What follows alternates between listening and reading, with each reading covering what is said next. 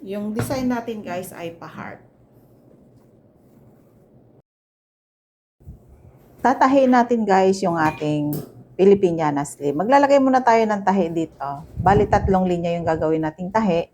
Para pagka pinorm na natin, make sure na lahat kasama, pati yung lining. Yun yung minsan hindi nasasama yung lining. Kaya kailangan tahiin natin siya para sumama yung lining. Pag pinorm na natin yung mga plated niya. Ito guys, gumagamit ako ng ganito. Sa iba hindi na sila gumagamit. Gumagamit ako ng ganito para sure siya na maganda yung kanyang tayo. Ito kasi yung ginawa ko, pre-size lang to medium size to large. Itong ginawa natin na ito, pang adult to, plus size yan.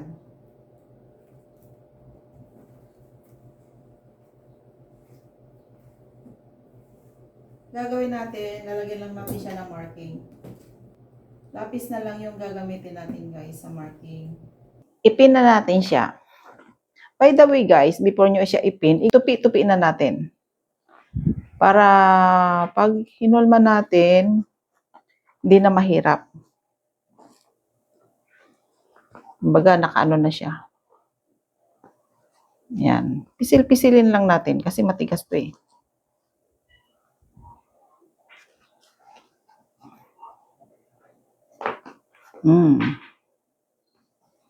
Yan. Saka natin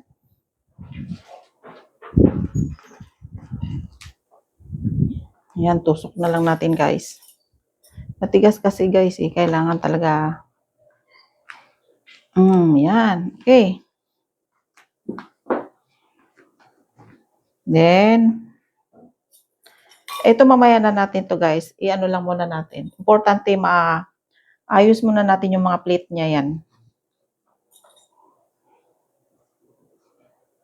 Okay. Then, dito unahin natin yung dito. Tupi-tupiin lang. Kulang sa tupi-tupi. Bali, ang size nito guys ay half inch half inch. Half inch siya pag nakatope, pero katumbas ng yan ay 1 inch. Tusok lang muna natin. Isunod natin itong isa para balanse siya.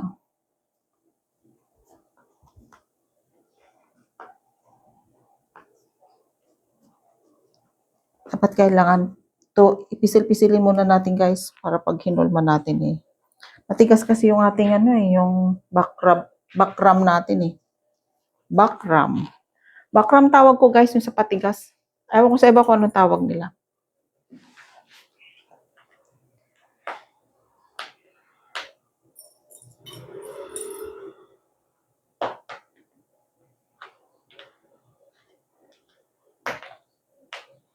Ayan. Okay.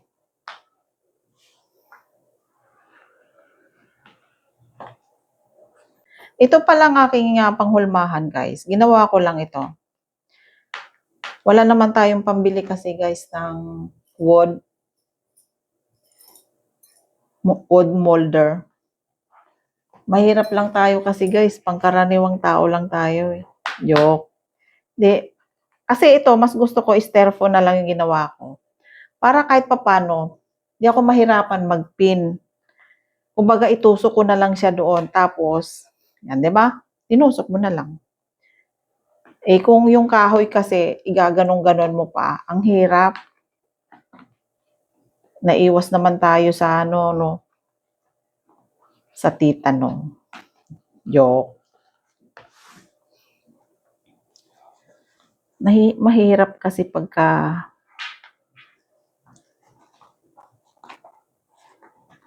yan.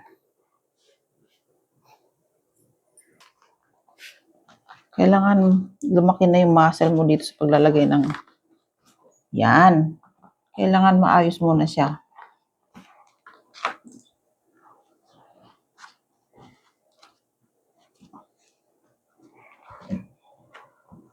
Saka natin ipin.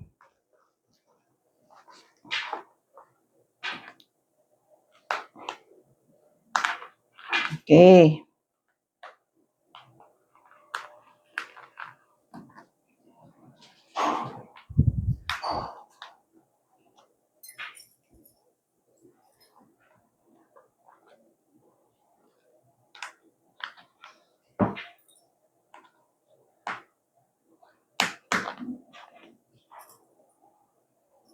Talagang mahirap guys yung pagkaganito eh.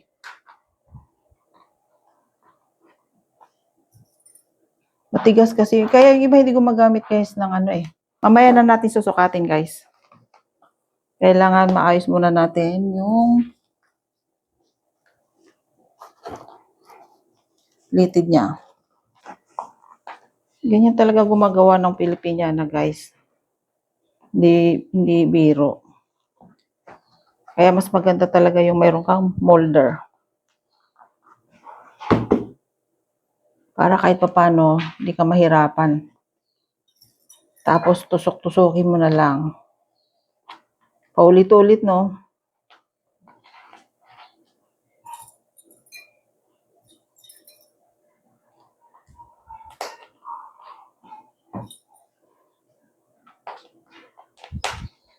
Okay.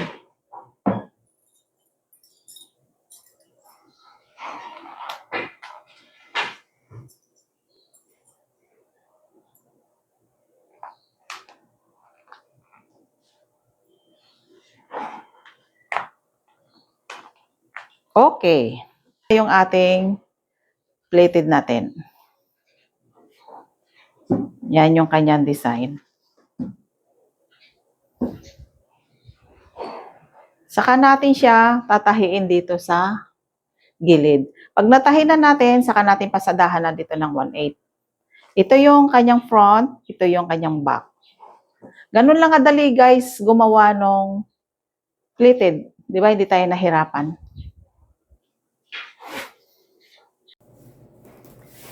Ngayon, sukatin natin guys. Dito na tayo magsusukat.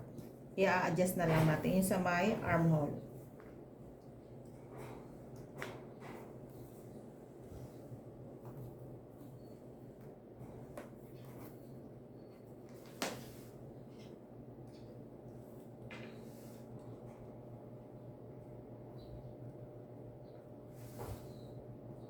Okay.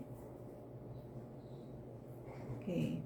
Ngayon, pagka halimbawa, hindi siya tama sa sukat, habulin na lang natin. Mag-a-adjust tayo sa mga plate niya.